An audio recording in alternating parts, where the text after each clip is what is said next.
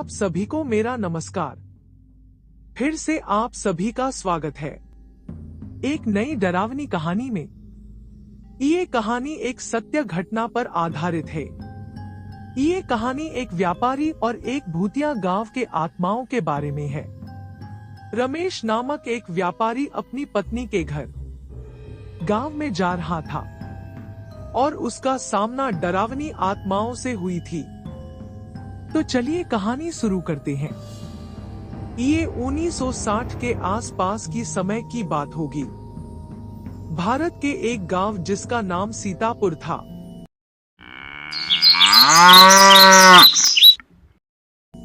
वहां पर रमेश नामक एक व्यापारी रहता था।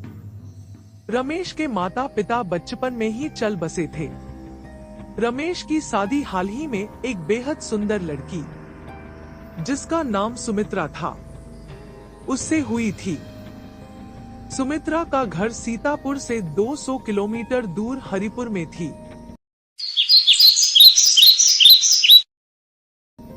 सुमित्रा एक जमींदार की एक लौती बेटी थी। रमेश और सुमित्रा एक दूसरे के साथ बहुत खुश थे। रमेश को अक्सर व्यापार के लिए दूसरे जगहों पर जाना होता था।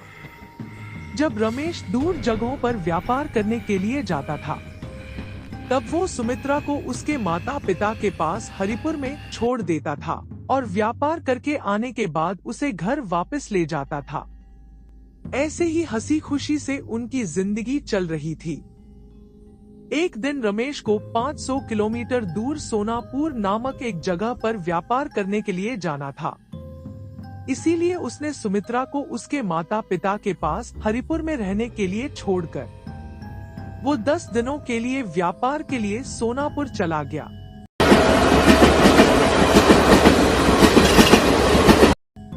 तब के समय में मोबाइल फोन नहीं हुआ करते थे, ना ही फोन की सुविधा हुआ करती थी। लोग एक दूसरे को संदेश देने के लिए चिट्ठी लिखा करते थे। इसीलिए सुमित्रा को 10 दिनों तक इंतजार करना पड़ेगा रमेश से बात करने के लिए। रमेश व्यापार के लिए 10 दिन बोल के गया था, लेकिन उसे वापस आते आते 3 महीने हो गए। रमेश ट्रेन से अपनी पत्नी के गांव के पास वाली स्टेशन पर पहुंचा।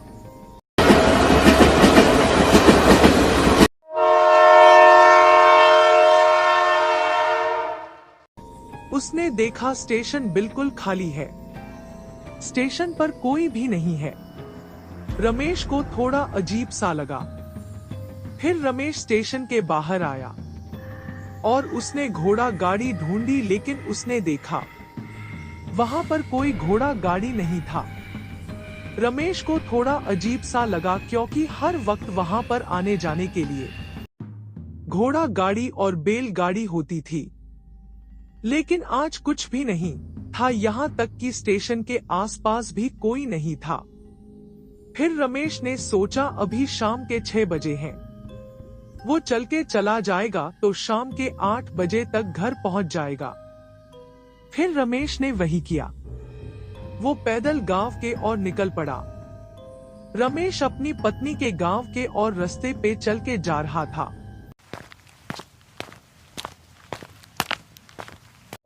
और 1 किलोमीटर थे गांव में पहुंचने के लिए। उसने देखा रास्ते बहुत खाली खाली लग रहे हैं। उसके पत्नी के गांव के पास एक छोटी सी बाजार थी। वो उस बाजार के पास रुका कुछ खाने के लिए, पर उसने देखा बाजार बिल्कुल खाली है, वहां पर कोई भी नहीं है। उसको बहुत ही अजीब सा लगा। फिर उसने सोचा ठीक है, कुछ देर में वो अपनी पत्नी के घर पर पहुंच जाएगा तो वहीं पर वो खा लेगा। फिर वो गांव के ओर जाने लगा। उसने देखा चारों ओर बहुत सन्नाटा था। अजीब सा माहौल था। अजीब अजीब सी आवाजें आ रही थी।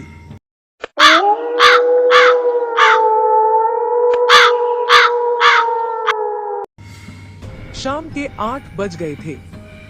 अंधेरा हो गया था। वो अपनी पत्नी के गांव में पहुंचा। उसको थोड़ा सा डर लग रहा था। उसने देखा गांव में कुछ लोग घूम रहे हैं। लोगों को देखकर उसके जान में जान आई। उसने थोड़ी सी राहत की सांसें ली और वो अपनी पत्नी के घर के ओर गया। रमेश के ससुर गांव के जमींदार थे। उनका घर गांव में सबसे बड़ा घर था। उसके ससुर को सब जानते थे और वो गांव का जमाई था, इसीलिए उसको भी सब अच्छे से जानते थे। उसने रास्ते पर कुछ लोगों को देखा जिनको वो जानता था, इसीलिए उसने उन लोगों से पूछा, आप लोग कैसे हो? लेकिन उसने देखा कोई कुछ बोल नहीं रहा है, सब बस चलते जा रहे हैं। उसको बहुत ही अजीब सा लगा। फिर उसने देखा उसके पत्नी का घर दिख रहा है। वो घर के ओर गया। उसने देखा घर में बहुत अंधेरा है, कोई भी नहीं दिख रहा है। तब के समय में बिजली नहीं हुआ करती थी, इसीलिए ज्यादातर लोग रात में लालटेन जलाते थे। रमेश ने सोचा शायद आज घर के लोग लालटेन जलाना भूल गए होंगे। फिर वो दरवाजे के पास गया।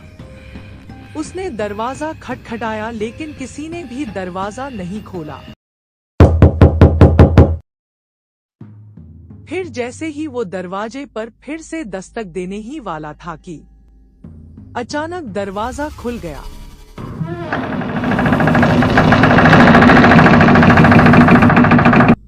रमेश थोड़ा चौंक गया, वो थोड़ा डर गया। फिर उसने देखा सामने उसकी पत्नी खड़ी है। उसकी पत्नी ने अपने हाथ में एक लालटेन पकड़ी हुई है। फिर उसकी पत्नी थोड़ा हंस दी और वो बोली, आप आ गए। अपनी पत्नी को देखकर रमेश बहुत खुश हो गया। रमेश ने देखा उसकी पत्नी बहुत कमजोर दिख रही है। फिर रमेश ने सुमित्रा से पूछा, तुम्हें क्या हुआ है? तुम इतनी कमजोर क्यों दिख रही हो? फिर सुमित्रा थोड़ी सी हंस दी और वो बोली, आपका इंतजार करते करते मैं कमजोर हो गई हूँ। फिर वो और थोड़ा हंस के बोली, मैं मजाक कर रही हूँ, सब ठीक है, आप अंदर आइए। अंदर आने के बाद सुमित्रा ने पूछा, आपको इतने दिन क्यों लग गए वापस आने में? मैं कब से आपका इंतजार कर रही थी। फिर रमेश ने कहा, इस बार चारों ओर महामारी हैजा हुआ है, इसीलिए थोड़े ज्यादा दिन लग गए व्यापार में। मुझे बहुत चिंता भी थी तुम्हारी, क्योंकि हैजा से बहुत लोग मर भी रहे हैं। तुमको देख के मेरी जान में जान आई। भगवान का लाख शुक्र है तुम ठीक हो। फिर रमेश ने पूछा, घर में और सब लोग कैसे हैं? फिर सुमित्रा ने कहा, हाँ सब ठीक है। फिर रमेश जाके अपनी सास ससुर से मिला। रमेश ने देखा उसके सास ससुर बहुत अजीब से दिख रहे हैं और वो लोग ज्यादा बातें भी नहीं कर रहे हैं। रमेश ने देखा घर के अंदर बहुत कम लालटेन जल रही है और घर में अंधेरा अंधेरा सा है। रमेश को थोड़ा सा डर लग रहा था। फिर सुमित्रा ने रमेश को हाथ मुंह धोने के लिए बोला और वो रमेश के लिए खाना लाने के लिए चली गई। रमेश जब हाथ मुंह धोने के लिए गया, उसने देखा वहां पर जो पानी रखा था वो बहुत पुराना है। लग रहा था जैसे किसी ने बहुत दिनों से पानी लाया ही नहीं हो। रमेश को बहुत ही अजीब सा लगा। फिर वो आया खाना खाने के लिए। उसने देखा सुमित्रा एक ही थाली में खाना लाई है। घर के और किसी के लिए खाना वो नहीं लाई है। रमेश को थोड़ा अजीब सा लगा। फिर रमेश ने पूछा, सुमित्रा तुम लोगों का खाना कहाँ है? फिर सुमित्रा ने कहा, आप खाना खाइए, हम लोग बाद में खा लेंगे। रमेश को बहुत ही अजीब सा लगा, क्योंकि पहले वो जब भी ससुराल आता था तब सब मिलकर एक साथ खाना खाते थे। फिर रमेश ने खाना खाया। जैसे ही उसने खाना अपने मुंह में डाला, उसको खाना भी कुछ अजीब सा लगा, जैसे बहुत पुराना खाना है। फिर रमेश ने सुमित्रा से पूछा, ये खाना कब बना था? फिर सुमित्रा ने कहा आज बनाया था। क्यों, क्या हुआ? फिर रमेश ने कहा खाना क्यों पुराना पुराना सा लग रहा है, खाने में भी अच्छा नहीं लग रहा है। फिर सुमित्रा ने कहा आपको ऐसा लग रहा होगा, आप खाइए। फिर रमेश ने कहा मैं और नहीं खाऊंगा, मुझे सोना है। फिर सुमित्रा रमेश को सोने के कमरे में ले गई। रमेश ने देखा कमरे में से अजीब सी बदबू आ रही है, जैसे बहुत दिनों से कोई कमरे में आया ही नहीं हो। रमेश को कुछ समझ में नहीं आ रहा था कि ये क्या हो रहा है। फिर रमेश सो गया। रमेश सोया हुआ था। अचानक रात के 12 बजे किसी के चिल्लाने से उसकी आंख खुल गई। फिर उसने बाहर से कुछ आवाजें सुनी। उसने देखा सुमित्रा कमरे में नहीं है। उसको बहुत डर लग रहा था। फिर रमेश ने थोड़ी सी हिम्मत जुटाई और वो धीरे से कमरे का दरवाजा खोलकर बाहर देखा तो डर के मारे उसके पैरों तले जमीन खिसक गई। उसने देखा उसके सास ससुर बाहर बैठ के कच्चा मांस खा रहे हैं। उनके चेहरे बहुत ही डरावने से दिख रहे हैं।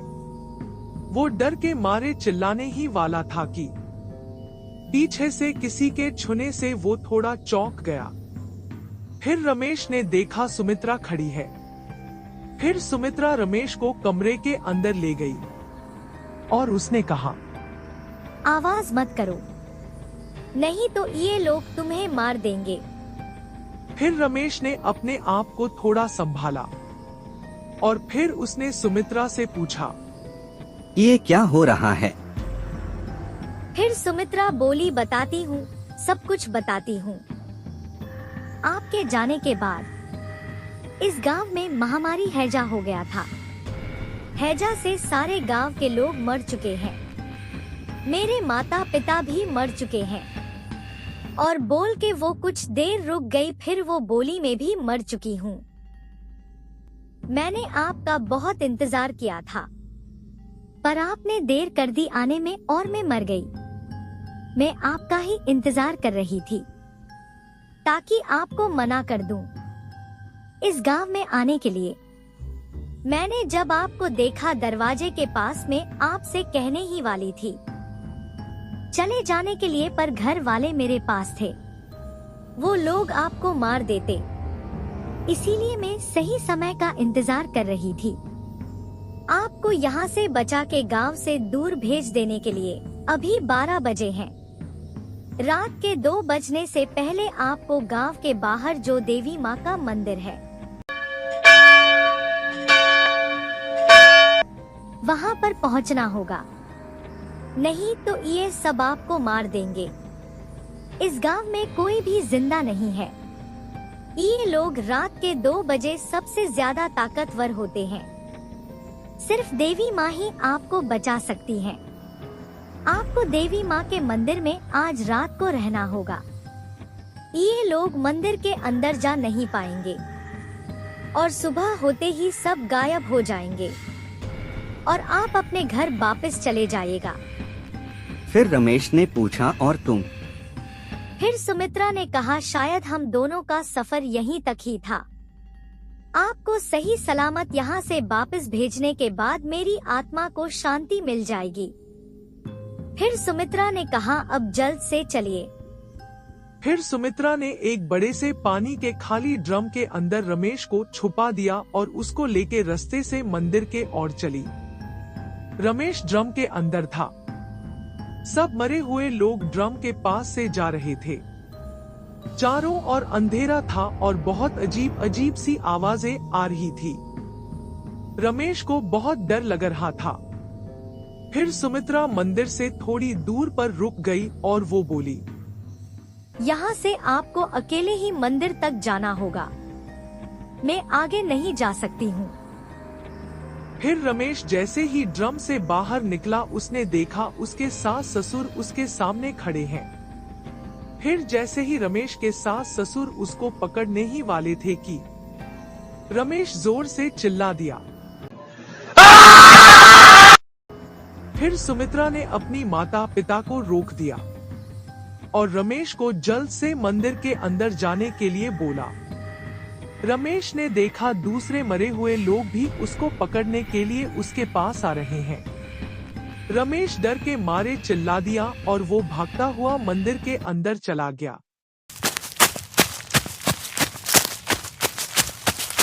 रमेश ने देखा सारे आत्माएं रुक गईं।